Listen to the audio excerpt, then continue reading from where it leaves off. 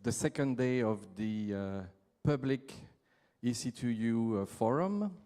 Actually, here in JKU Linz, Austria, this is already the third working day of the EC2 Alliance. We've been working hard since Monday already. We started with some internal meetings related to the Alliance governance, and since yesterday, after the opening of the EC2 forum, we are now indeed, we continue to work all together, but we are also showcasing what the EC2 Alliance is trying to develop, trying to achieve for its community, for the associated partners, for the local ecosystems, and hopefully as well for the whole higher education system in Europe. Yeah, we think big and we try to make things improved. So I'm very happy, and maybe I should first introduce myself. I'm Ludovic Tilly. I'm the Coordinator General of the EC2 Alliance, also Vice Rector at the University of Poitiers, the coordinating institution in France. And I'm very pleased to moderate this higher education roundtable. Actually, it is now a tradition since the EC2 Alliance has been selected in the pilot phase 4 years ago. We have now entered into our consolidation phase 1 year ago already. Time flies. We have at each EC2 forum a higher education roundtable, which serves as a platform to not only showcase what we are trying to develop within the EC2 Alliance, to have changes, reforms, new practices, maybe recommendations to policymakers in terms of higher education, globally speaking. This can be about creating new joint degrees, the involvement of the different associated partners, etc. And we also use this higher education roundtable as a platform for cooperation with the other alliances.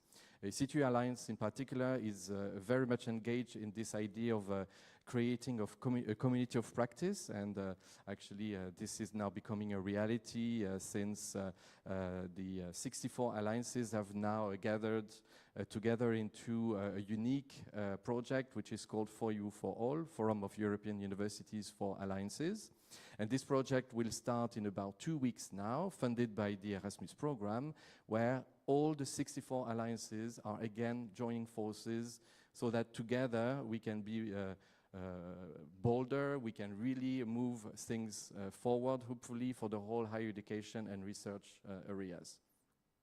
So when I say that we really want to promote this as a platform, you will see that this is directly reflected in our program, because in the second panel we will have concrete examples from sister alliances, and EC2U has indeed invited all the other alliances to express interest in presenting some of their concrete examples related to the topic, and I will come to the topic in a second. And we were, as usual, delighted to see that our sister alliances were very interested in proposing concrete examples. We had to, unfortunately, make a selection, but hopefully other alliances will be interested as well to share on different settings also their good practices. So for this higher education roundtable here in Linz, we have decided to connect it to the global topic of the EC2U week and the EC2U forum, which is empowering minds for a peaceful society. And this is, of course, absolutely key to the EC2 Alliance in particular, but I truly believe that all alliances are very much engaged and committed to this topic, because we as alliances, we have a clear role in not only disseminating and creating knowledge, but also to create new generations of citizens. This includes students, of course, but we are basically involved in creating new generations of citizens, those currently studying, but also the citizens outside the universities, and all together to try to make, sounds sometimes a bit ridiculous, but trying indeed to make a better world. So the topic of the higher education roundtable is the role of the alliances in social involvement and EU values, because indeed alliances in general and EC2 in particular are very much about values, and I'm pretty sure that all the interventions today will actually reflect this statement. So without further ado, I would like that we enter into the first part, which is about opening addresses. And for this part, we have two prominent guests, and I'm very delighted to welcome first online Tine Delva, who is the Deputy Head of Unit at the Directorate General for Education, DGEAC, at the European Commission. Tine Delva, you are deeply involved, if I may say, in this initiative, the European University Alliances. So you will tell us also what is, from the Commission viewpoint, this idea of the role of the alliances in social involvement and also promoting, globally speaking, EU values. So Tine, I hope you are with us. I hope we will see you in a second. And if you can already speak, we will at least check that we can hear you. Yes, Ludovic, thank you. I am here. I hope you can hear me. Yes, now we start to see you on the screens, and we do hear you as well. So the screen is yours. And thank you for being here today, Tine.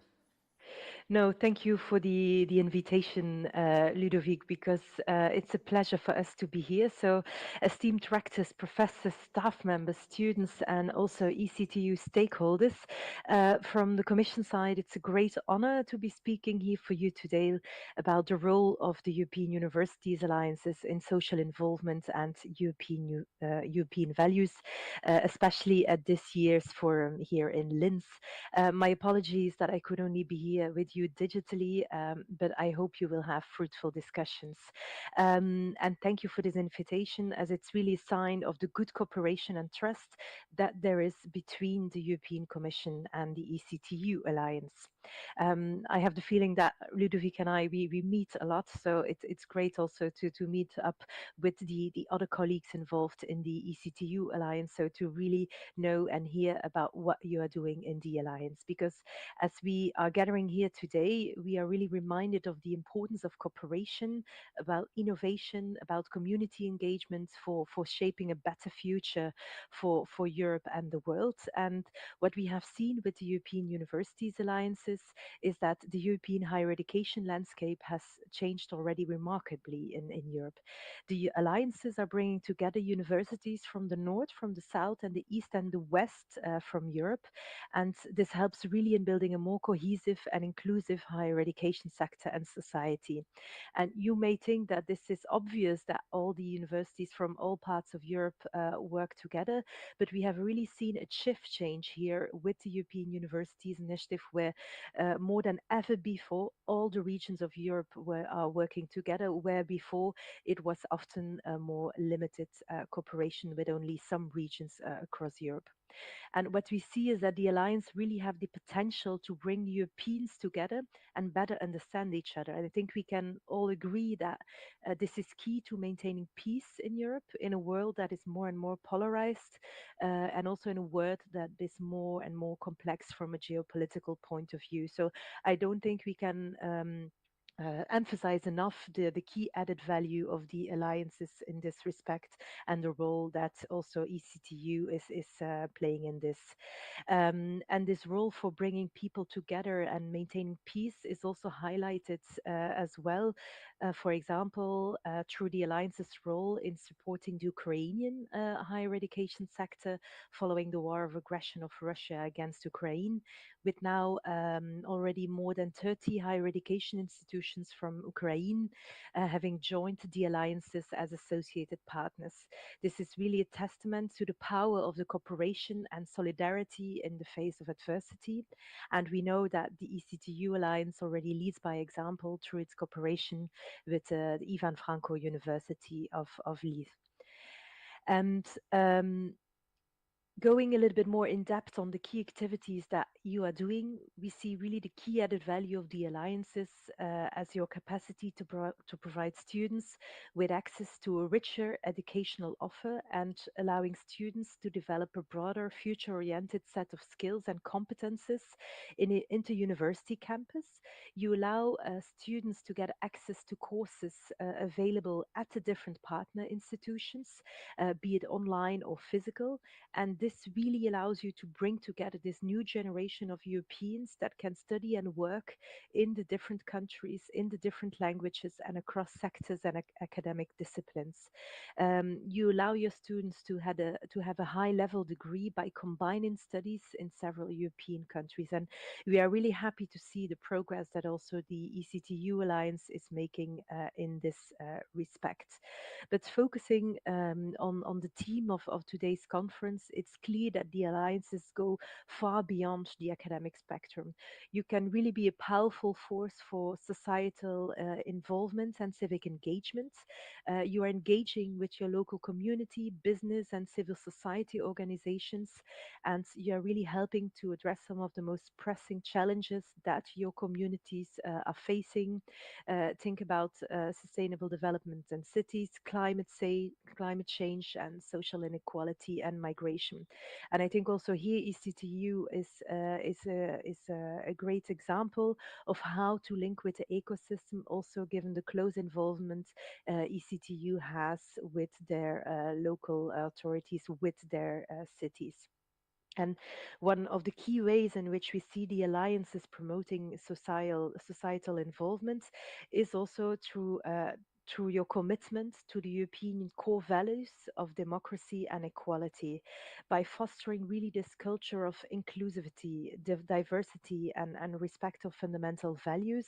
You are really helping to build a more just and equitable society where everybody has the opportunity to reach their full potential. And you're also playing a key role in promoting European citizenship and identity. You are really providing opportunities for your students and staff to exchange across borders and work on real life challenges, also in the social and democracy fields. And as such, you are really helping to foster a sense of shared European values and purpose. And I would like to take a moment to also hear comments on some of the examples that ECTU has been working on. You have really been working to promote social inclusion, environmental sustainability in your regions across Europe where you operate. And this is really important in view of promoting European citizenship and identity. You have developed a wide range of educational programs and activities that really help to foster a sense and shared sense of European values amongst your students and staff. So I hope that today you will have further interesting discussions on this. And again, this background of the transformational potential within the higher education sector, we also know that the European Universities Alliances are looking into a secure way of sustainable existing, of sustainable funding to be able to continue this good work that you're already doing. And it's for this reason that the Commission has started to work with the alliances and the member states on an investment pathway for the European Universities Alliances. The objective being to facilitate a more comprehensive funding approach in the long run, complementing the educational dimension funded under Erasmus Plus with support for all alliances missions. This may, for example, involve additional resources from the European Research Programme and other European instruments, as well as promoting further synergies with national and regional funding. We are continuing our consultation on this matter to further co-create this investment pathway for the alliances. Overall, we will continue to support the alliances in their efforts, both from a financial and a policy point of view, as we strongly believe that you are a powerful force in determining Europe's future. Through higher education, we can improve social involvement and civic engagement by promoting European values and driving innovation and promoting economic growth.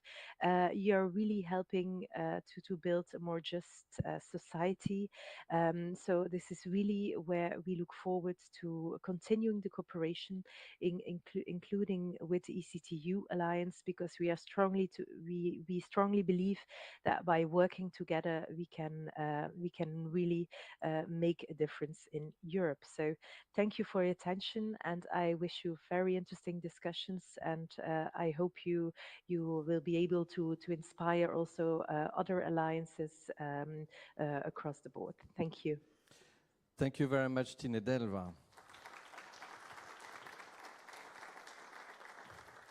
It was really good to hear your viewpoint. In particular, I very much appreciated that you covered all the dimensions and the policy ones, but also giving a broad overview of all what the alliances have been achieving so far and where they are going all together with the Commission, of course, the member states, and so on. And also I appreciated that you indeed, I should have said this in the first instance, that EC2U is, of course, for instance, strongly committed to support Ukraine, in particular by having associated partner, Ivan Franko, National University of Lviv, of course. We have students and staff from there, from Lviv during the forum here, and we are very proud to have them on board. And indeed, it's good to remember these things.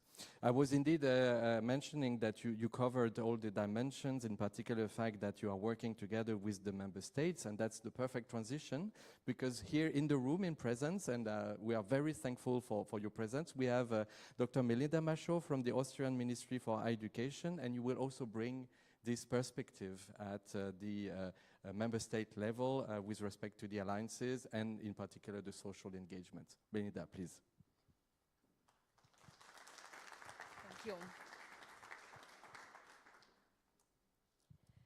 Thank you. Thank you for the invitation to this important EC2U Higher Education Roundtable. I am honored to have the opportunity to speak to you about the pivotal role of the alliances in social involvement and promoting the core values of the European Union. It is a great pleasure to be here, and it is also for me very important emotionally, because I studied about 25 years ago here at the JKU, and I studied also about 40 years ago at the University of Iași. Yes. Inclusive and high-quality education and training at all levels, as well as the European dimension of teaching and learning, are paramount for creating and maintaining a cohesive European society. From my perspective, the European University Alliances play a crucial role in fostering social involvement and promoting EU values across member states. By connecting higher education institutions from different countries, these alliances create a transnational platform for collaboration, allowing higher education institutions to pool their resources in addressing pressing social issues such as inequality, sustainability, and digital transformation. Through joint research, shared curricula, and cross-border mobility programs, the alliances enable students and academics to engage with local communities and civil society organizations, fostering a deeper understanding of the challenges faced by diverse European population. In addition to their impact on social engagement, the European University Alliances are instrumental in promoting the core values of the European Union, including respect for human dignity, freedom, democracy, equality, the rule of law, and respect for human rights. These are core values shared by EU member states, which form the foundation of the European Union and connect countries, communities, and people. Today, It is more important than ever to strengthen social cohesion, to combat xenophobia, radicalization, divisive nationalism, and spread of misinformation. The impact of European university extends far beyond the walls of academia, as Tina Delva also said. It reaches into the heart of our societies. By encouraging academic institutions to work together across national borders, the alliances foster a sense of European identity and solidarity.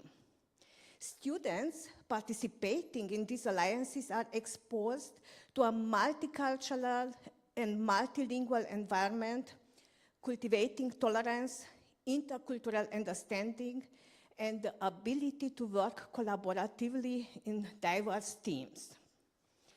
That is nothing new, but by addressing societal challenges through interdisciplinary and international cooperation, the European University Alliances empower students to become active, informed citizens. This ensures that the next generation of European leaders is equipped to uphold the EU values and contribute to a more just, equitable, and sustainable future. I know already that the EC2U places promotion of active citizenship, equality, and diversity, as well as critical thinking on the core of its missions. To tackle the major challenges, we must ensure that Europe has the best human resources in higher education and research. The labor market is transforming rapidly. It is crucial that the higher education institution, and especially the European University Alliances, prepare students and graduates with the skills needed to enhance their employability. The higher education institutions involved in the European University Alliances also contribute essentially to strengthening internationalization of entire institutions and benefit from participation in these forward-looking alliances. One of the essential added value of the European University Alliances, from my point of view, and from our point of view, is often overlooked. And this is the unique opportunity to shape and engage in building a sustainable and innovative model of cooperation, fostering cultural understanding, tolerance, and peace. Ludovic, you already said how important the peace is now and in the future. Both in Europe, peace both in Europe and in the world, because whenever people collaborate, dialogue always prevails over conflict. The impact of this initiative has the potential to transform the broader higher education sector, and as a member of a European University Alliance and of a very strong European University Alliance, you are part of this revolutionary development. Let me say a few words about the strategical importance of the European University Alliances, including EC2U Alliance. On the one hand, they fulfill their civic responsibility towards the future European generations, while on the other hand, they contribute to strengthening the role both of Austrian, European higher education landscape. That is why the European University Alliances, the European degree, and the Erasmus Plus program are mentioned in the high-level report on the future of the single market, authored by the former Italian Prime Minister Enrico Letta. The former Italian Prime Minister Mario Draghi presented his report on the future of European competitiveness in September this year. In this report, Draghi emphasizes that education and lifelong learning are pivotal to harnessing future waves of digital innovation. He argues that measures in the education sector are indispensable for closing the innovation gap and enhancing Europe's global competitiveness. Very recently, the report aligned, act, accelerate research, technology, and innovation to boost European competitiveness of the high-level expert group on the interim evaluation of Horizon Europe recognize that European university alliances have achieved significant progress despite their project-based funding. They have become platforms for pan-European experimentation and institutional engagement for higher education, and have started to integrate research and innovation activities. The initiative has proven its potential for advancing a European approach to higher education and to strongly contribute to the building up of the European research and innovation ecosystem. The newly appointed College of Commissioners has also been announced. Roxana Mânzatu has been named Executive Vice President for People, Skills and Preparedness, and is thus responsible for education. Her mandate includes advancing the European education area, promoting learning mobility, and enhancing the Erasmus Plus program. She will continue to advance the development of the European degree as a flagship initiative for high-quality learning mobility, while strengthening the European university alliances. At the same time, Ekaterina Zaharieva, the designated Commissioner for Startup Research and Innovation, will also focus supporting the next generation of researchers and including European university alliances. I would like to highlight that Letta report, Draghi report, high-level group report, as well as the new European Commission, acknowledge the political importance of the European university alliances, ensuring that they continue to benefit from a strong political support. As already mentioned, the high-quality participation of Austrian higher education institutions in the European university alliances is crucial also for us, for Austrian Ministry, and we strongly support this initiative. Therefore, we have set up a national support, and we have annual meeting for networking and so on. And also we try to include a support for the European, for Austrian higher education institution in the performance agreements. So that lets us begin this journey of knowledge, dialogue, and friendship together.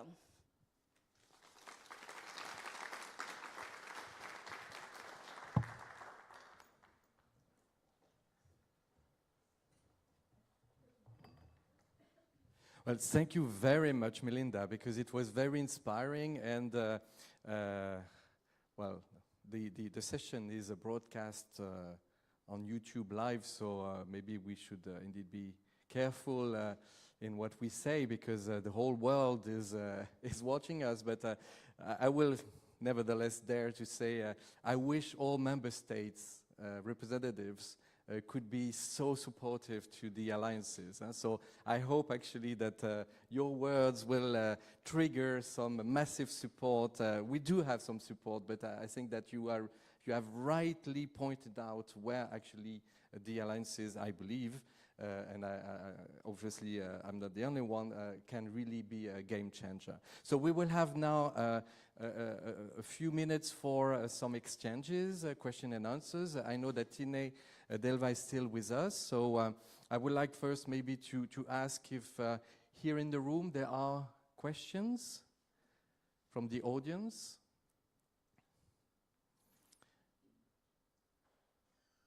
So maybe I can ask first a question to both of you. And in particular, Melinda, you mentioned, of course, this LETA report, which is one of the two recent reports that I believe are really giving us some excellent ideas for the future. So I would like to know how both of you, from where you stand, European Commission level, member state level, and as you mentioned, Belinda, in the LETA report, there is this idea of the fifth freedom, which is basically the capacity to have in Europe, at least in Europe, the possibility to have free movement of knowledge and all the actors related to knowledge. What is, in your opinion, and this is a question again to both of you, what do you see as the moment as the main obstacle to the full realization of this fifth freedom? Maybe if, Melinda, you agree, I will ask first to Tine online. So again, I hope you could hear me. What is, in your opinion, Tine, at the moment, the main obstacle for this fifth freedom? Thank you, Ludovic, for the question. Indeed, and I think Melinda already rightfully said so, from the European level, but also from the national level, much political support. For example, it's also mentioned in the guidelines, the political guidelines of the next Commission to strengthen the European university alliances and to strengthen also the cooperation with the ecosystem and with the businesses. So you can count on the Commission to ensure that support in close cooperation with the member states, because indeed we see the alliance as instrumental of realizing this fifth freedom of providing education and researches. So it's really about creating this inter-university campus where students, academic and researchers can move more freely across the different campuses. And this is basically also where we see the biggest challenges. This is not only about funding, where of course there is a challenge to maintain the sustainable funding across the different missions, but it's also about the regulatory frameworks, about what are you allowed to do and how can you do it, because we need to tackle these elements in order for you to be able to reach out to a wider set of students and staff members. So this for us is of key importance, but even if these conditions would be fulfilled, we also need the full onboarding by the Alliance, so that indeed a European University Alliance, it's not just a project because it is not a project, it's really long-term vision. We need to ensure that the vision, the strategy of the individual partner universities is aligned with the strategy of the Alliance, so that all can work in the same direction. So it's about having everybody on board in the alliances from the top level, rector level, to the students, to the staff members, both academic and professional staff. It's about the researchers, it's about the librarian, it's about having everybody on board to make it happen. Yeah. I could see from the room here a lot of people positively nodding. In particular, we have also members of our student council who are in the room here. So yeah, I guess we all realize that indeed this aspect of full inclusivity of the whole community is indeed one of the challenges, and we are working hard on that, and hopefully indeed soon we can achieve it. Melinda. Thank you. I would like to start with the base level of cooperation and the hurdles on the base level. I think the European University Alliances started now to set up the inter-university campuses. And one of the biggest hurdle is the interoperability between the IT systems. To tackle these barriers, we need a lot of money, a lot of cooperation and change of information. And it is a long-time project.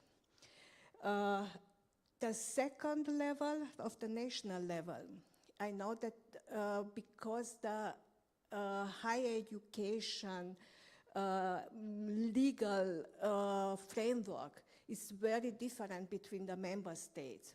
There are a lot of barriers when the alliances try to cooperate to develop a joint program, European degrees, or to very, very deep cooperate with each other.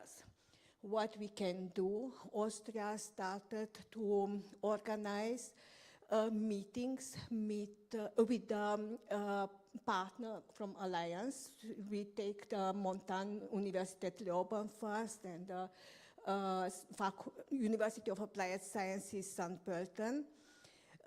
We meet with the partner alliances and also with the representatives from the ministries to speak with each other in this concrete situation. Where are the barriers and what can we do together to solve these problems? And we have the next meeting at the end of this year or of the beginning of next year with the Alliance Civis. We try to take one alliance after the other.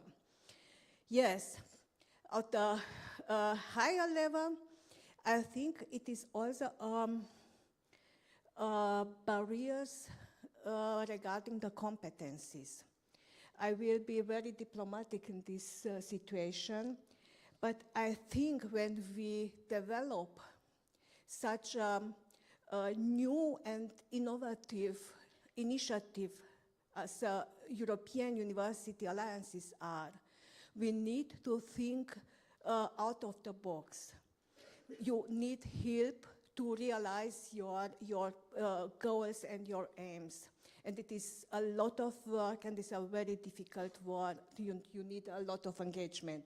So we try to support you as much as we can. And the fourth barriers from my point of view is cooperation. Cooperation on your level, cooperation on ministry level, and cooperation of European level, and cooperation between education and research and society. And that is the more important point. Do we together, we have together to solve our barriers and our problems. Thank you. Thank you very much. We should definitely now hire you as an ambassador. No, that's very good to see. And to be totally fair, we clearly see, and I'm sure that Tine will also agree, that in the past year or years, we have clearly seen now the ministries also realizing the potential of this initiative. So we start to see some alignments in at least, let's say, the will of this multi-scale cooperation. You mentioned these meetings at the Austrian level. We were actually yesterday morning at the closed rectors meeting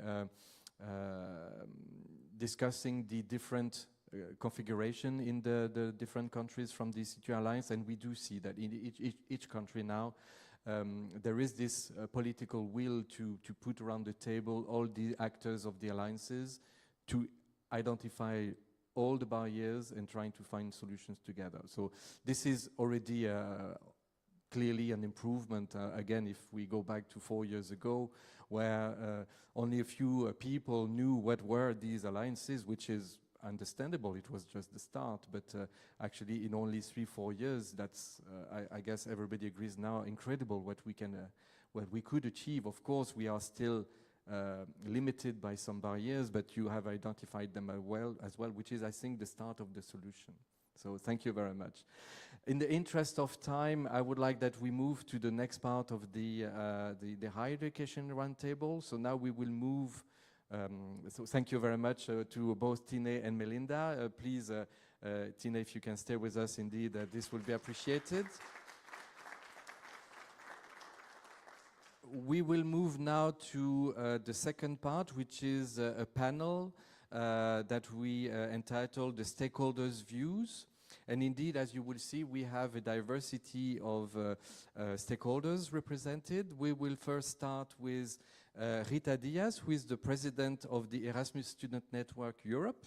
I hope, Rita, you can hear me and that we can hear you as well. Good morning, everybody. Excellent. So, firstly, let me start by thanking you for the invitation. I'm glad to be here. Also, I'm glad for the invitation of EC2U to be part of the Quality Council, which now ESN is part of it. To start, I would like to present ESN for the ones that don't know ES yet. So ESN, we are a student network. We are part in 45 countries, we say now from Azores to Jordan. So we are covering a very big part of our world, which actually we are very happy. And it tackles a bit the topic that was discussed before, that actually mobility is now part of and shaping many realities and tackling many EU citizenship, let's say like this, and now ESN the world. So what I want to discuss with you today, I have some points prepared, and I have also a kind of a provocation in the end.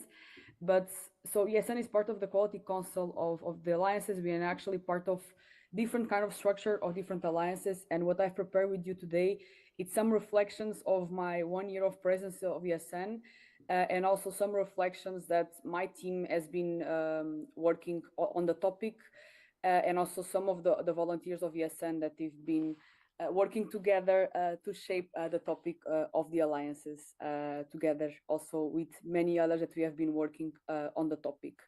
So one of the first things that we have been seeing in the alliances is that, and also not only in the alliance, but also on the topic of mobility in general, is that the alliances ensure that international students have access to quality education. So I can start with telling you a bit my story. So I am actually part of a rural area. So I've been growing in a rural area, and actually going on Erasmus gave me the opportunity to actually go to a big city and to have more quality education. So I did my Erasmus in Leuven in Belgium in 2017.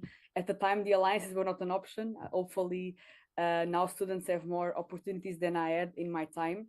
And actually, the European University Alliances provide more opportunities for students to have quality education. And in this way, it develops a society that is more exposed to opportunities and is more tolerant to other opinions. So this connects what we are discussing in the other panel. So when you provide quality education to students, you are actually opening their minds, and they're becoming more tolerant to other people's perspectives. But also you are providing them more intercultural aspects. So when you open students' minds to mobility, they actually not only get to know the country, but they get to know a different cultural, and they get to know a different educational system. So when I went to Belgium in 2017, I got to know the Belgian educational system, and to understand how the dots can be connected between the Portuguese. So I'm original from Portugal, the Portuguese and the Belgian educational system.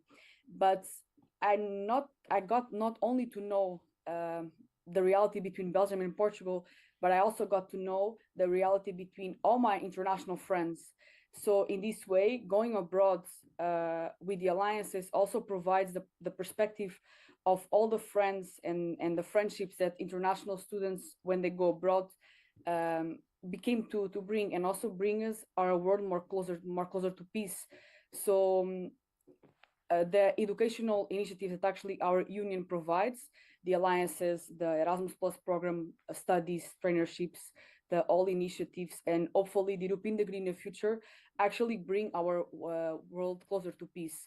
So one of the main purposes that was to create mobility were actually achieved. So our world was more closer to the European citizenship and to peace with the creation of these initiatives.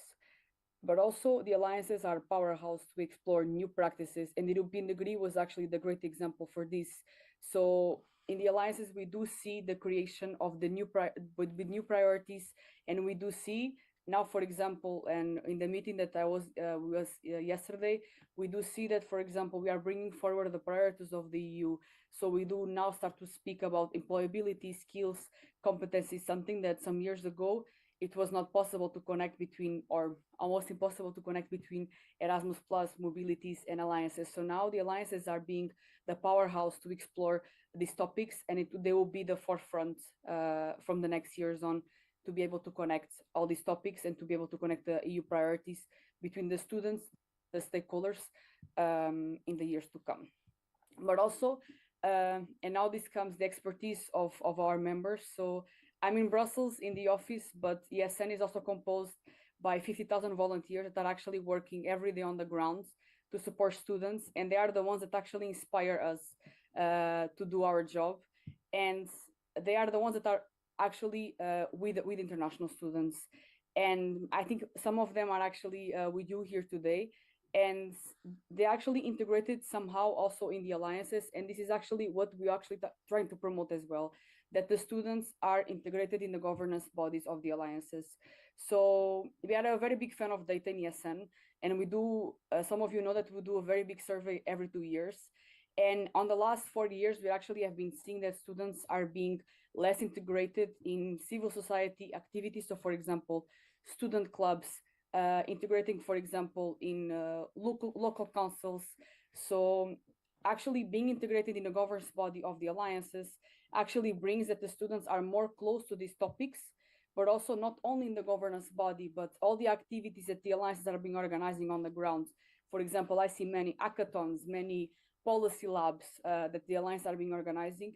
This actually brings the students more close, not only to the local community, but actually to being more active citizens. That is something that, for example, was missing in the last European elections, that we saw that the students, that the young people actually voted less than the European elections 2019. So we do see that the alliances are actually contributing for this to change and hopefully to shift in the next years. So I hopefully to see more students contributing to shaping the activities and also the governing bodies of the alliances. So with students actually in the heart and actually shaping side by side the alliances, we're actually seeing the students being shaping Europe itself, and hopefully it will continue by many years. So I told in the beginning that I was going to end with a provocation, and that you do see that many good things that the alliances are doing. You saw a very interesting speech by Tine and a very inspiring speech by the ministry, and you see all the interesting things that the alliances are doing and all the promises that the alliances will do in the future, but policies need to be matched by funding. And actually, we are trying to understand what we want to happen with European funding in the future. And hopefully, the European funding will also match the needs and the policies that the European Union is going to bring forefront. So hopefully, the next MFF can also bring the priorities and also this investment pathway that is being constantly discussed. And actually, the alliances can have not only an investment pathway for some years, but also an investment pathway for the whole future. So this is my notes. If you have any questions, I'm happy to discuss. Thank you so much. Thank you very much, Rita. I personally found that this was not provocative at all. It's just the reality of what we need, period. So you know that we are perfectly aligned, and actually we, as you said, the EC2U Alliance is strongly committed to integrate the students in its governance, and as you know, we have also all the ESN local sections officially engaged in the as associated partners. So yeah, we are fully aligned, and I'm delighted to hear that. Now let's move to the next speaker. We have also online Lana Parr, who is a member of the board from the European Student Union, ESU. Lana, good morning. Very nice to see you, because we do already see you. Hopefully we can also hear you in a second. And now the screen is yours. Good morning. Can you hear me? Yes, we do. Okay, amazing. Thank you very much. Thank you for inviting us for this event, and I will also start with a short introduction. The European Students' Union, we are an umbrella organization for 44 national unions of students from 40 countries, and we've been working and as well as fighting for students' rights since 1982. We are also the first organization that included the alliances through the Conference of Student Bodies of the European University Alliances into our structure.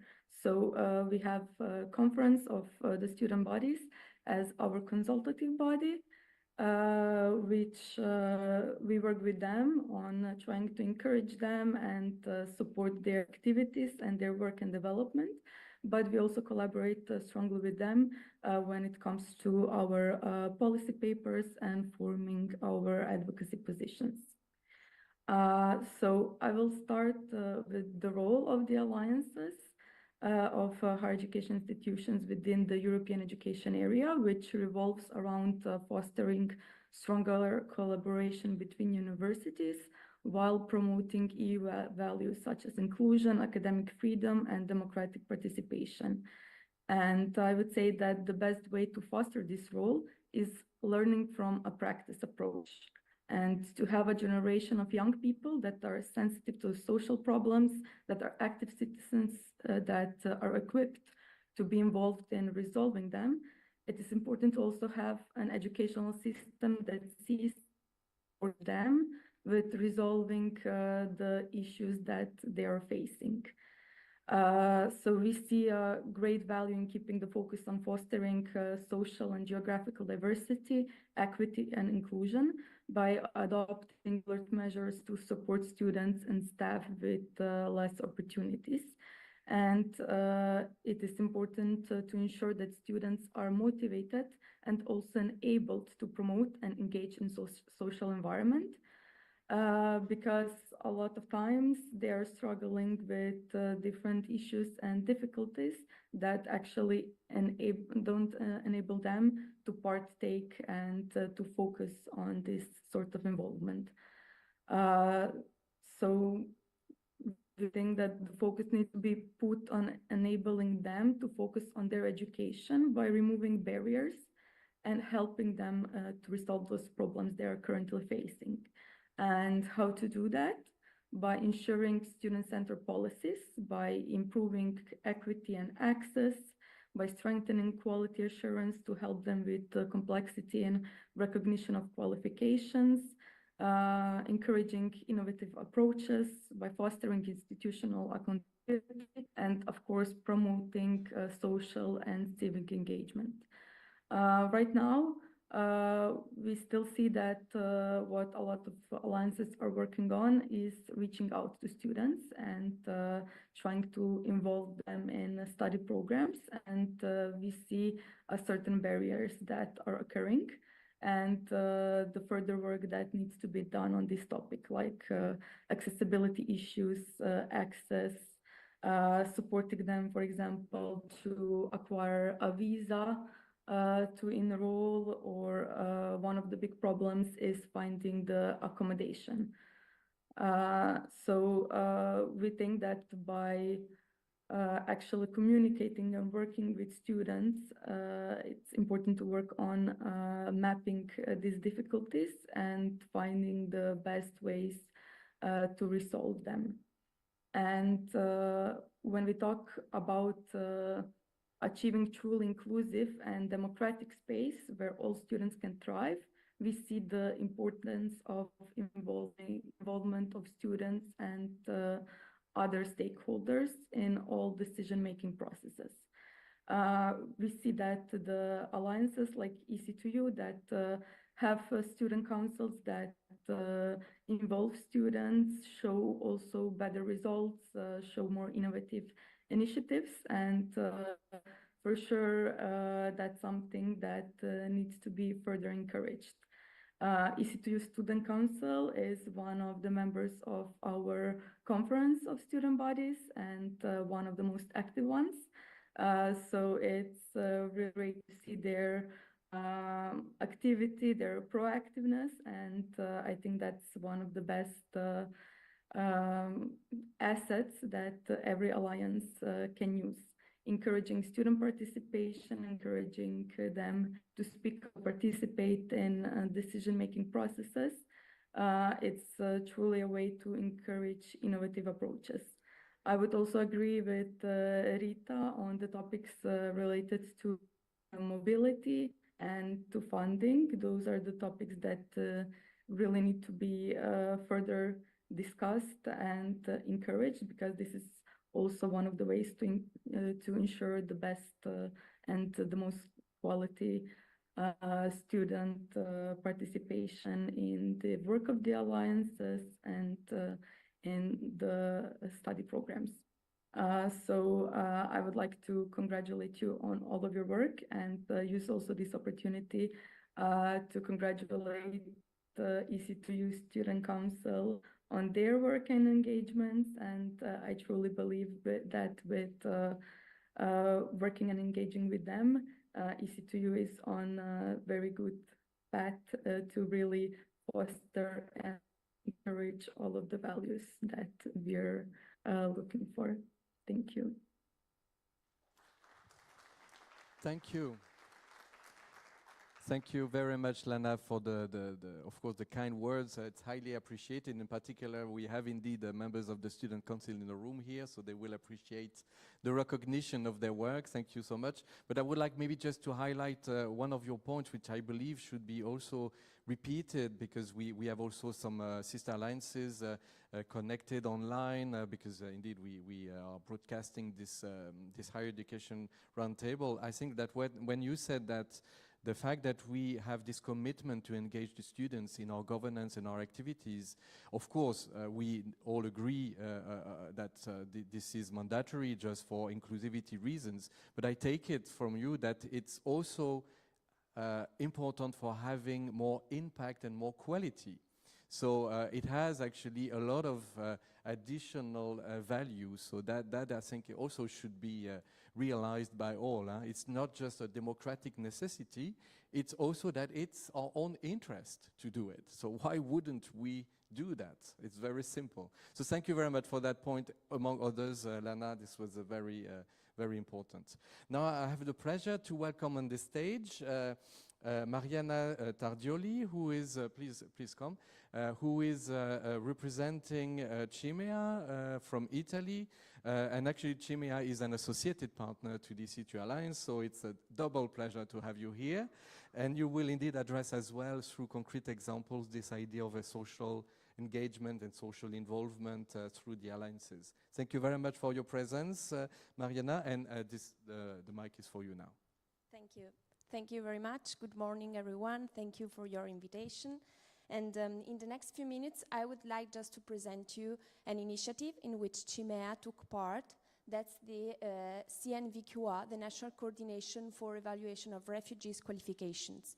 So since the rise of migrants flows toward Europe, such as Italy, that characterize the international scenario and scene since the last decade, that also resulted in the rise of support and tools asked from higher education institutions, CIMEA decided to activate these informal networks of experts operating inside the higher education institutions in order to share methodologies, good practices and information for the recognition of refugees' qualifications, even in cases of fair or no documentation. Indeed, in line with the Article 7 of the Lisbon Recognition Convention, this informal network have to... Sorry, we don't see the screen. Online, we don't see the screen. If it is important, I don't know. I don't know if there are some technical issues. Maybe I can... Perfect, thanks. Okay, perfect. So this informal network, in line with the Article 7 of the Lisbon Recognition Convention, have to cover two main purposes. The first one was to create this expert network among higher education institution representatives, like other stakeholders involved in the recognition procedures of refugees' qualifications, in order to share good practices, information for these procedures, with also the other main purpose of remove the administrative barriers in order to speed up these methodological recognition procedures for refugees' qualifications. So the main elements of this network have been the voluntary and self-financed basis of the participants, such as the full involvement of all the both the academic and administrative staff of higher education institutions, with the also legal representation of them. And finally, the CIMEA coordination, with the support and the sharing of the main tools, such as the information about the recognition procedures active. And for that reason, the first CNVQA meeting took place in the 7th of April 2017. And as the slides show, a total of 25 higher education institutions took part, with the participation also of the MUR, that's the Italian Ministry for Education, University and Research, the United Nations Agency for Refugees, such as the NOCUT, that's the Norwegian Agency for Quality Assurance in Education. And during this first session, there also the presentation of the academic pass of refugees qualification that have been a sort of first national initiatives that then was incorporated with the European qualification passport with its first testing phase from June to July 2017. And during this first session, higher education institution had the possibility to present 11 practical cases that have been assessed during the 6 visits in the Italian universities by the experts. And at the end of this first session, a total of 9 out of the 11 practical cases have been successfully assessed with the release of the academic pass. Another case was considered full titles, and another was considered doubtful case. So it has been a very fruitful initiative, and from that experience, CIMEA also developed many trainings, such as webinars related to the recognition qualifications, later on also related to the Ukrainian refugees qualifications. So finally, just to have some takeaways from this experience, with the CNVQA, there were the actual establishment of a strong network of higher education institution representatives and other stakeholders that also had this positive impact in terms of awareness, training, information sharing and provision about the recognition procedures.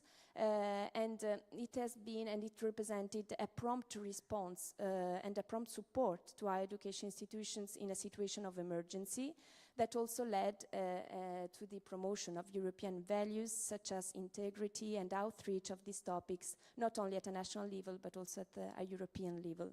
Thank you very much.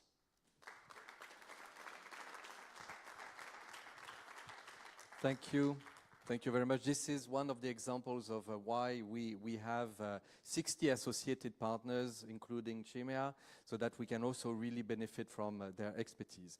So I will have to say, we don't have so many time for the Q&A because the time is flying, but maybe we could take one question from the room or from online people, if there is. Yes, there is. So one question in the room, and then we will have further opportunities later on. Please, and introduce yourself. Yes, hello.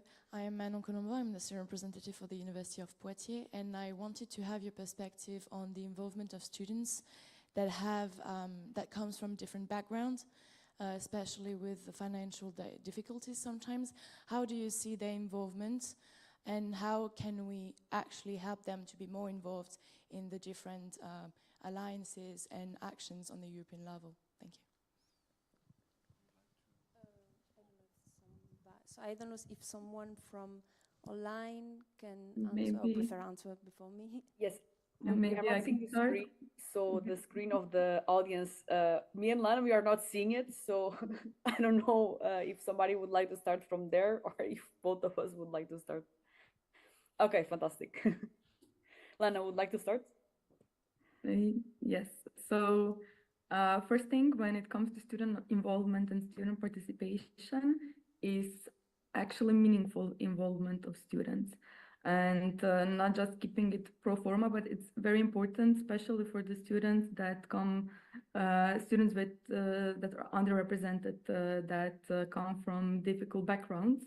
Oftentimes, it's very hard for them to partake in these processes. So it's very important to foster the environment where they are aware and where they're motivated and encouraged to speak up about their problems, because oftentimes if they don't get the opportunity to be vocal about it, of course that you're not aware of it, we're not aware of it, and it's hard to solve that problem. And the best way that we see is also making them aware of the processes that are taken regarding the questions and concerns that they express. So, for example, we also see it in quality assurance processes. Oftentimes there are different surveys, but if students don't get feedback about what has been done to tackle their problems, their issues, and if they're not included in follow-up processes and feedback, they are not encouraged to speak up because they don't feel that they have opportunity or that they're actually being heard. So creating an environment for open communication and especially for the feedback about the steps that have been taken after some sort of a complaint on some sort of problems that have been raised, I would say that's a crucial point. That's why when we talk about student representation, we talk about meaningful student representation, which means that they are really encouraged to speak up and that the issues and problems that they're facing are also communicated, not just with them, but also with broader student community, because that's also the way to encourage them to see that, that when the issues are raised, that there are follow-up processes and mechanisms that are used to actually try to solve those issues and those problems. And of course, with the alliances and with the broad spectrum of different students with different backgrounds,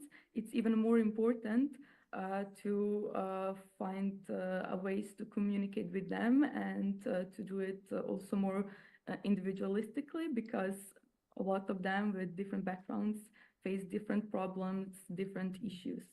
And that's also one of the points where we see big contribution from student councils, from student bodies, because oftentimes not all of those concerns get processed or communicated on official way.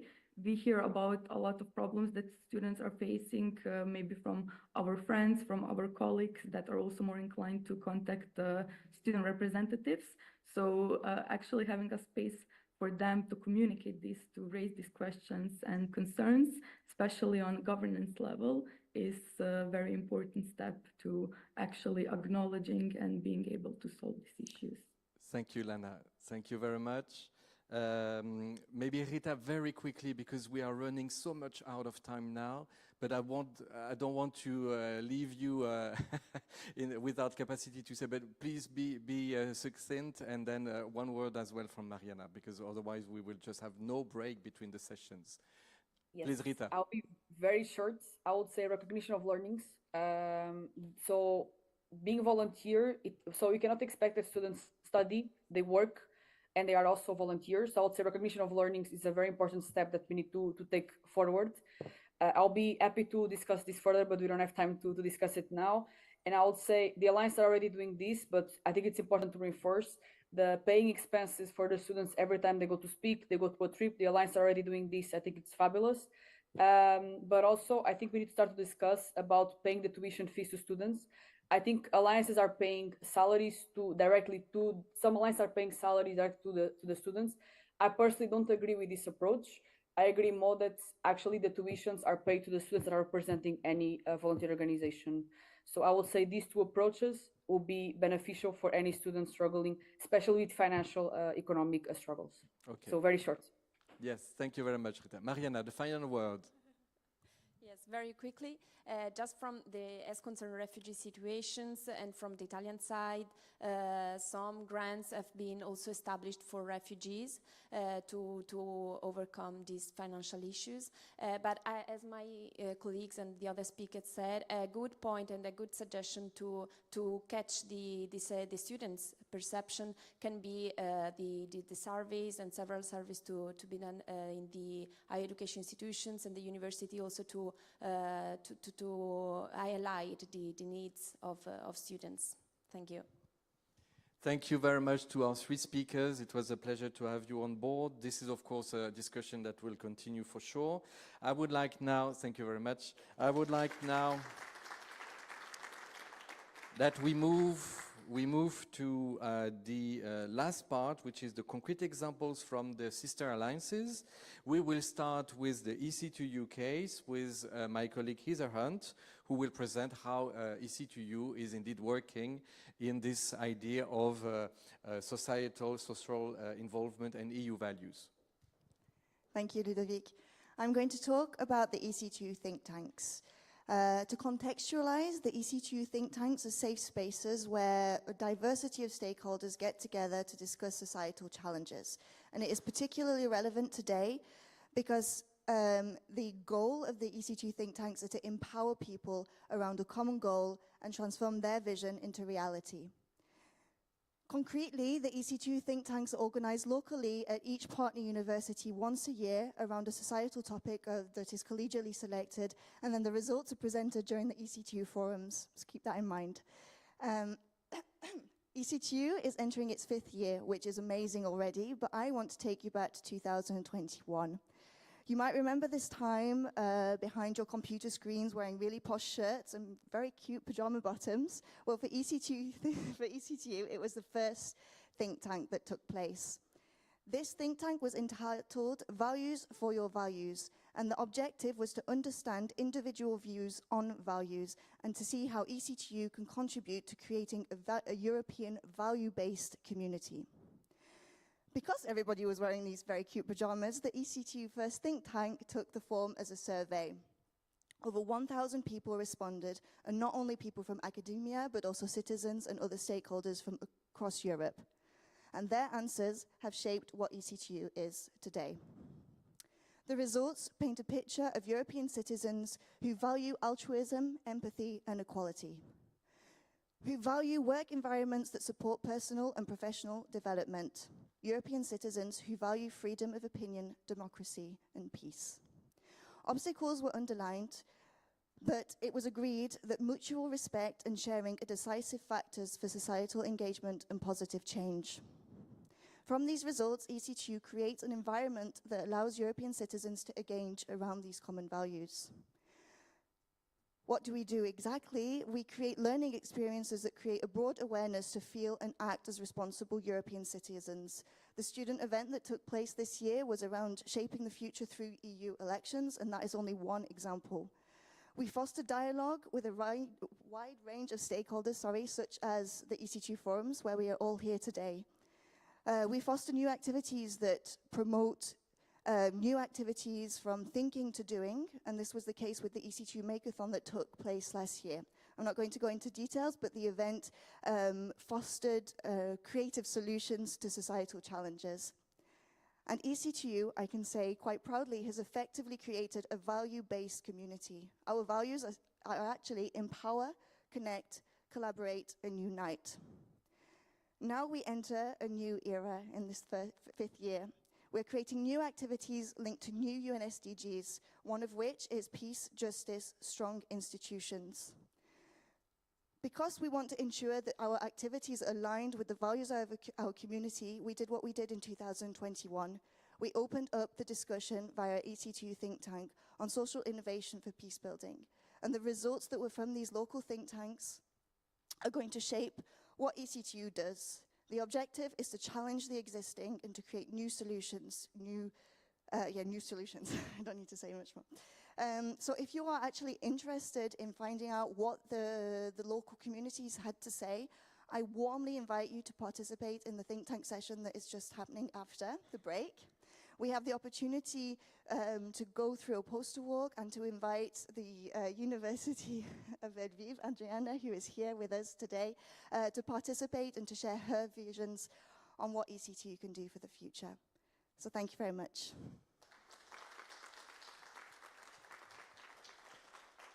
Thank you, Heather. Perfectly on time, because indeed we have proposed to each sister alliance to have 5 minutes, and I hope our colleagues online will be in capacity to keep that challenge, because we also here in the room will have to get some coffee at some point, so I count on the colleagues online to keep the pace. I'm very pleased now to welcome on the screen the colleague who is representing the Sister Alliance Ulysses.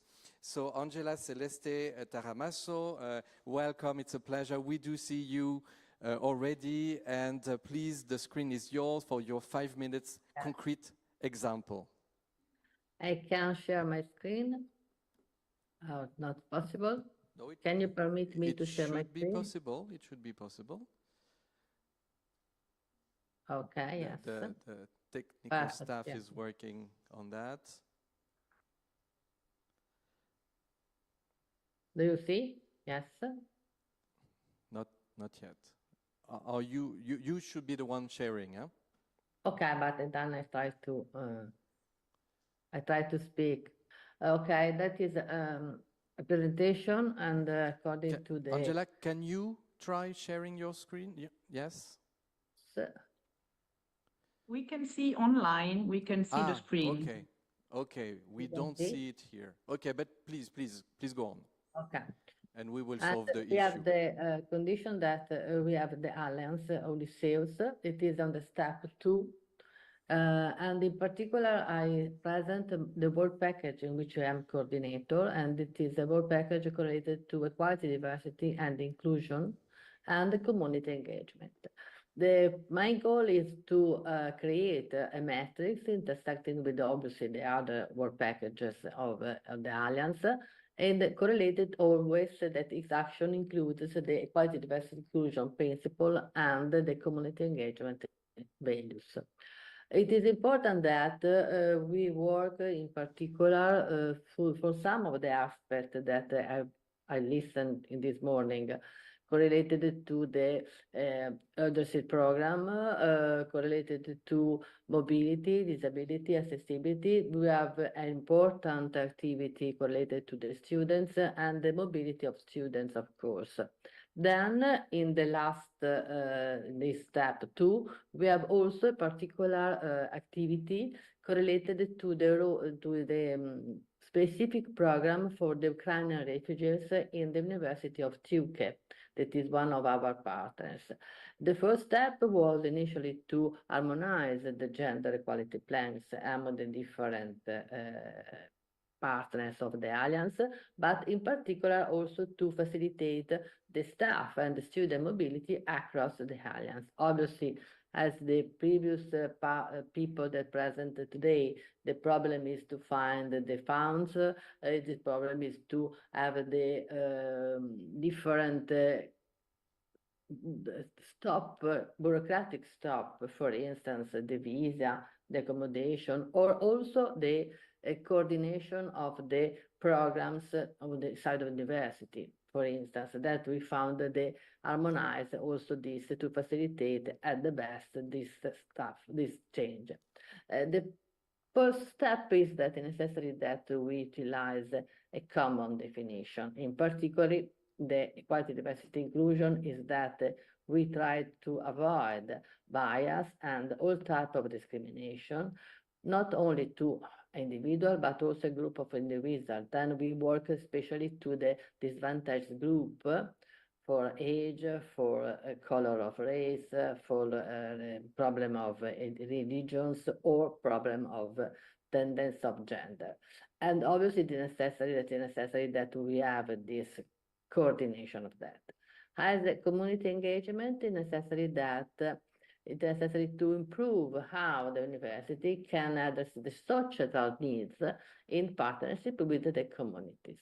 It is obviously that, and I agree with one of the speakers of this morning, that when we speak of sustainability, we speak about sustainability in the whole sense, economical, social, cultural, and also environmental, of course. But the cultural sustainability on cultural aspect is very important. This is one of the goals of the university. This is the correlation. As you see, we have a particular work package for the mobility and also another work package for the international cooperation. Inside of the work package 7, but inside of all of the work package, we have a representative for the students for each partners. Then it means that we have 8 partners. Then it is very important this. This is the only symbol table with the principal task. I wanted to put in evidence 2 important aspects.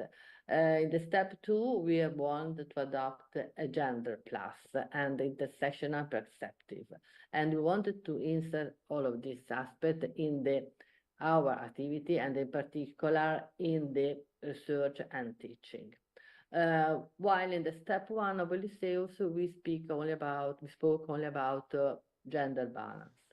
The other aspect is correlated to the other activity, is that we utilize the use of science shop, living labs, and incubators, open class, and obviously we have introduced also the Lycée of Smiles, that is an incentive program that the students that will participate our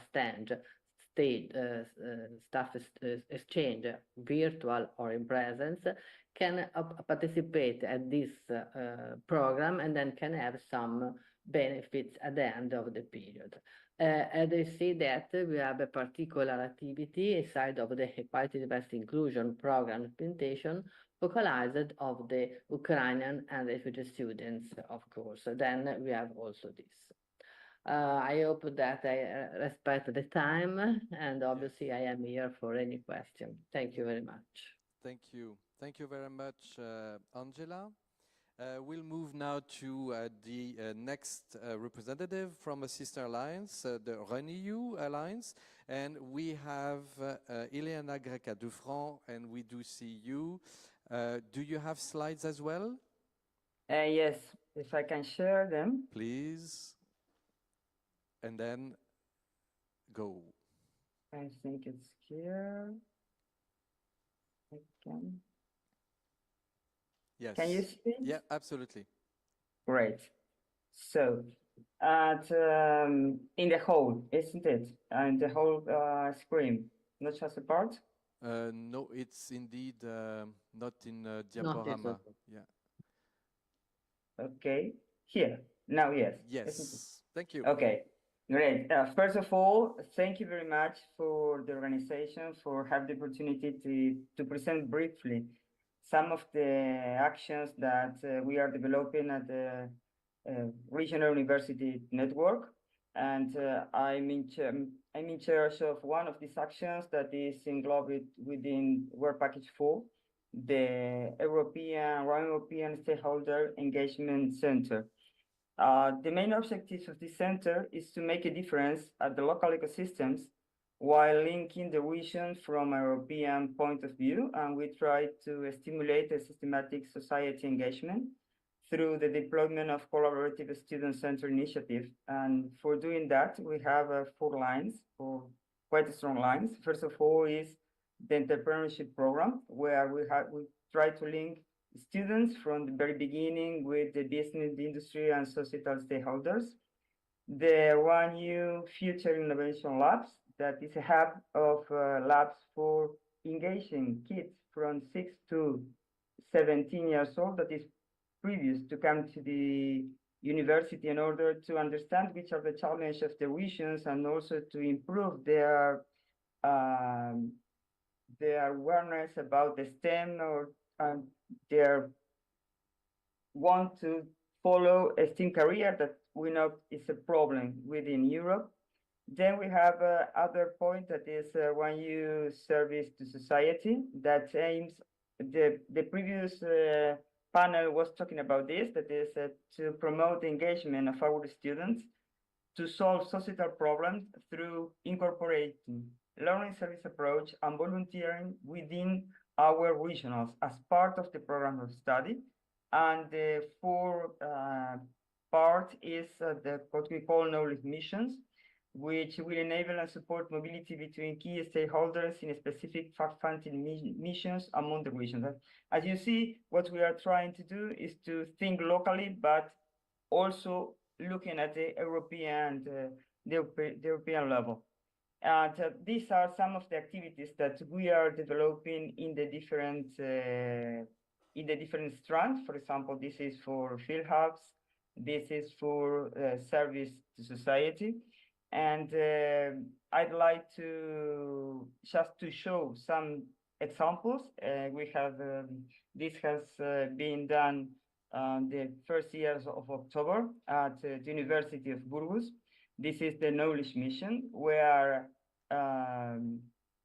students from from all the universities, as well as companies, representative of companies of different association industries from Burgos, from Spain, are the ones that are below, and here for the other regions, met together, discussed together about what entrepreneurship means and which are the characteristics of a training for becoming true entrepreneurs within the European idea of what an entrepreneur is. It's not just economic, but it's also, as Angela comments, the idea about the social part that is have to be there. And after they have discussed, we have roundtables with experts discussing this proposal and trying to find solutions. And you see, putting together society and our students. And as the people from the industries were there, we also make some stands with researchers of the world universities presenting their innovations. So trying to make a link with the part of the these industries. The other thing that also happened the week past was the Running Service to Society. It is a program, short advancing program for teachers to prepare them for applying international service learning in all the universities of RANU. We count with the participation of several NGOs and associations. These are the one from Burgos. And we are going to launch a call in November, an international call, where we are going to match different associations, similar associations in all the countries that belong to PANU with our universities, so international teams of students can solve during their classes some of the challenge that the students, these associations are facing. And one finally is going to happen the next days is the one Innoton, the Innovation Hackathon for the Action. As you see, this, for example, is a local activity, but it's replied in all the regions.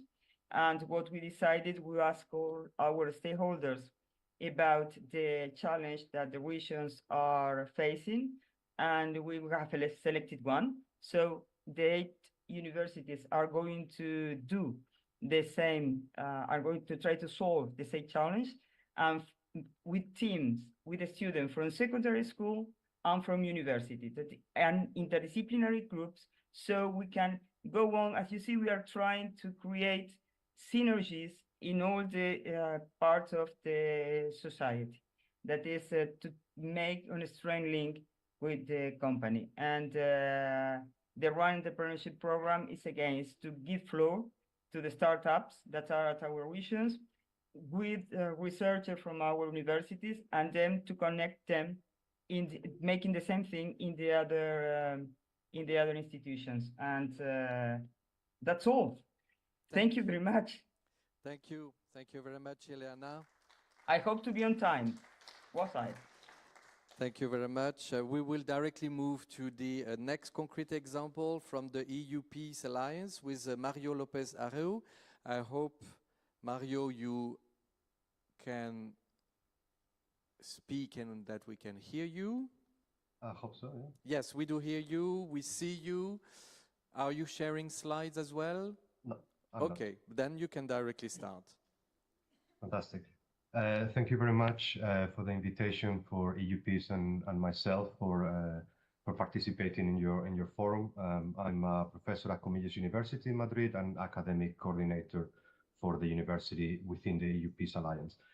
EU Peace is the European University Alliance for Peace, Justice and Inclusive Societies. We are one of the newest alliances. We were created officially last year, and this is our first year of being fully operational. What I would like to talk about today is basically about how the EU Peace Alliance is creating what we call the EU Peace Living Lab. The Living Lab sits within the third pillar of university's mission, engagement with society. And we look at the mission of our alliance, Peace, Justice and Inclusive Societies, in a sort of interdisciplinary and cross-sectional form. So we're looking at how peace, justice and inclusivity support mutually each other in creating better societies. And we do this by engaging all of the different disciplines within our universities, from the humanities to the social sciences to the science, technology and the STEM sectors. In that spirit, the EU Peace Living Lab, which has been launched this year, we've been setting up all the structures and is starting to run the first project. We have designed a sort of what we like to be an innovative and sort of close to the ground approach. It has been designed using what is known as the quadruple helix model, which engages stakeholders from academia, civil society, the private sector, and the private sector and public administration, as well as citizens, concerned citizens. One innovation that we have within EU Peace Living Lab is that it is a decentralized living lab. So it is coordinated at the level of the Alliance, but we will have living lab projects and delegations at each of the 9 sites of our universities. The reason we are doing this is because if we are going to do projects that we want to have an impact in our local societies, then we have to be able to speak the vernacular of those communities, right? Working in English or in lingua francas will not be helpful if you're working with local communities. So what we are doing is working in projects, developing projects at the local level, working with local civil society, with local communities as a way of having a greater impact in communities. So it is a bottom-up approach in the sense that then we will look at synergies wider within the Alliance. The other interesting element from our perspective about the EU Peace Living Lab is the methodologies.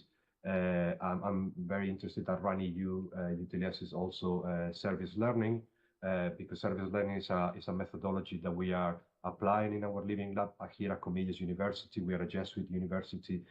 We have a long history or long tradition of using service learning as a methodology.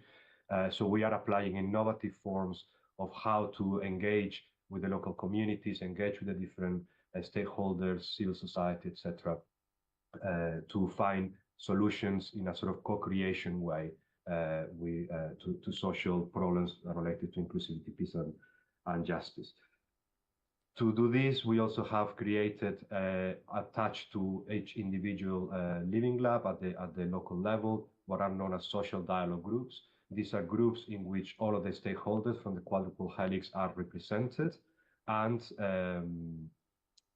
what we basically do is that this societal dialogue group evaluate or assess the project proposals that we have, telling us whether they're actually relevant for the community. They help us or they help the project teams to improve them, but they also act as conveyor belts to connect the local communities with our living labs and therefore with the Alliance more broadly. Alongside that, we have the creation of what we call an open science and accessible science project, which is to not only make our research, the research that we do within the Alliance, available to the community openly, but also to make it accessible. Often academics, as we all know, we can be quite convoluted in the way we write, or we don't write for a wider audience. Normally we write for academic audiences, and therefore ensuring that we share best practice on how to make our research accessible also for those communities that will benefit most from it, right? And just to put you a couple of brief examples before I finish of some of the projects that we are starting, in particular here in Madrid, in the Living Lab that we, or the delegation in Madrid. We have one project establishing micro-credentials for migrants who live in Madrid. This is important to help them enter the labor market. We're working with them. This is not only to teach them about or teach them as part of the micro-credential, but we are engaging the migrant community and the different stakeholders in designing a micro-credential model that will actually be helpful for them to access the labor market. This is important in Spain as well, because if you are doing a micro-credential degree or diploma, you also extend your labor permit in the country. So this is a double benefit from them. So we're also working with human resource departments to tell us what kind of knowledge they would like this skilled workforce to have, so they have a greater chance to enter the labor market. A second one we are working on is what we call gastro diplomacy. That through food, through our culinary school, what we are doing is engaging migrant communities with local communities in exchange of cooking foods, recipes from different countries, and bringing them together to share a meal as a way of connecting between communities. And we're also working more in the STEM side around stroke patients and their families, and how to help them transition from the moment in which the illness happens to a fully able position, from an emotional and empathetic proposition, working with medical staff as well in terms of the empathy elements. And that will be it. Thank you very much. Thank you. Thank you. Thank you.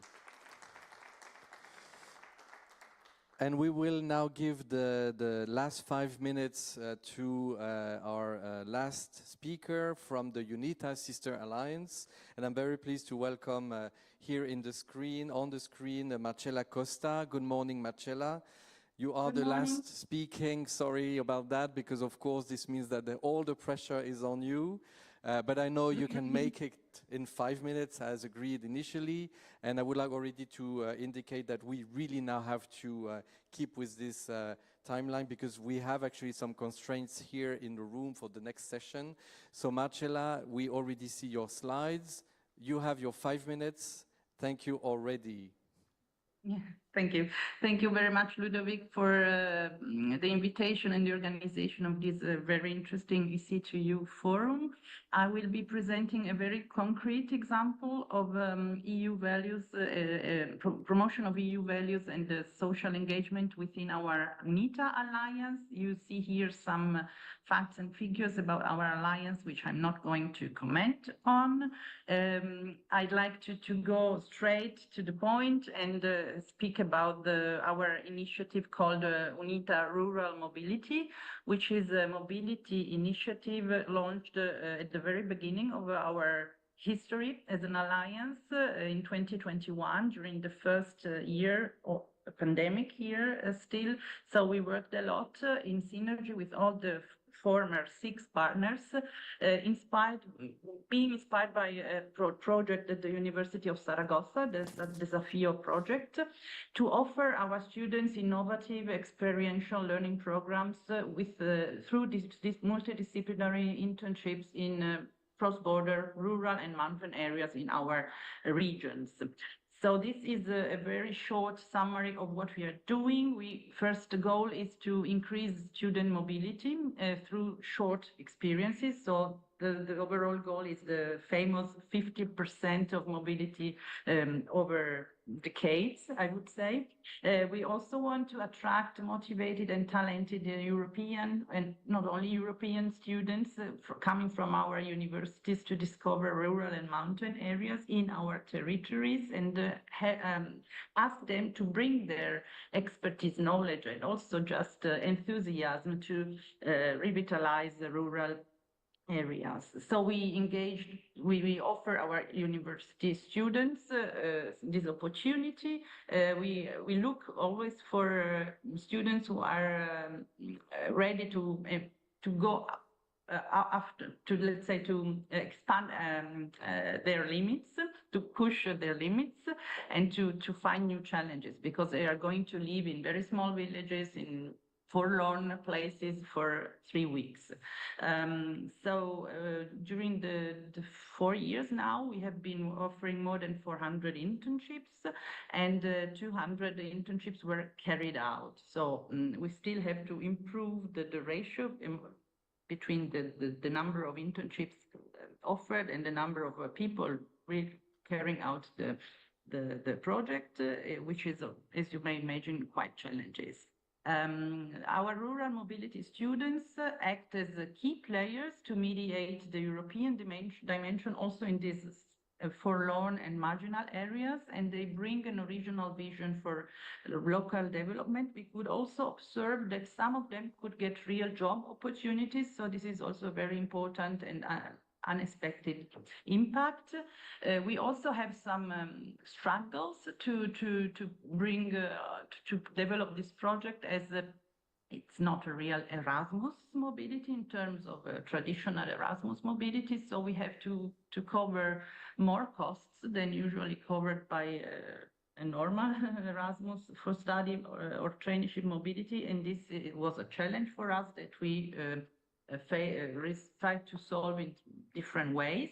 You can see here our cartography of rural mobility offers, which we have been developing this year, where students can browse the different opportunities and choose among host institutions and mobility periods and other filters.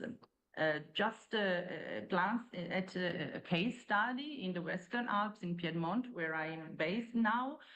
We have been cooperating with a local collective project which has a focus on the challenge of living in the contemporary mountain areas and making them habitable in a European dimension. So students supported local activities, for instance, the open library or the project for regeneration of small villages, or a project for biodiversity enhancement and inclusion. So we tried to make them get in real contact with real projects on the territory.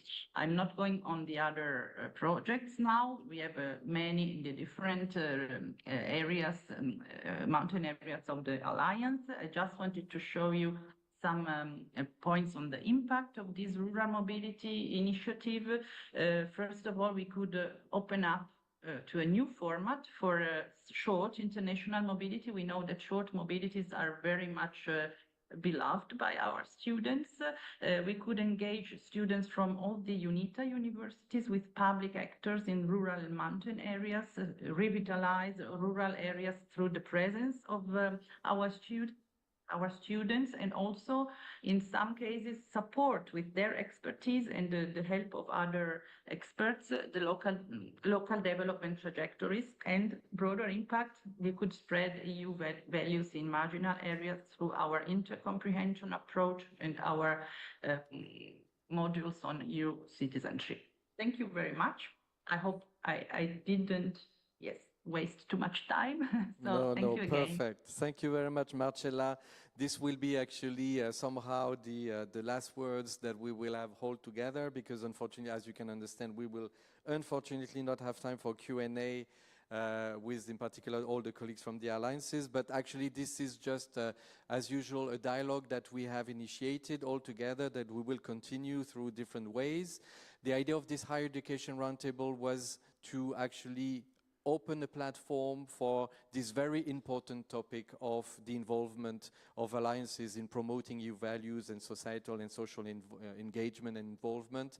So I think we have achieved that objective of opening the platform. Clearly we could see there is much more to say, much more to exchange. So let's just continue all together working for improving these aspects. And I would like to warmly thank all the speakers of this morning's session.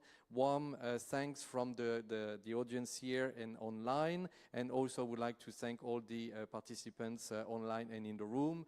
And thank you all, and we just continue the discussion in the future. Thank you all. Thank you, bye. Thank you, bye.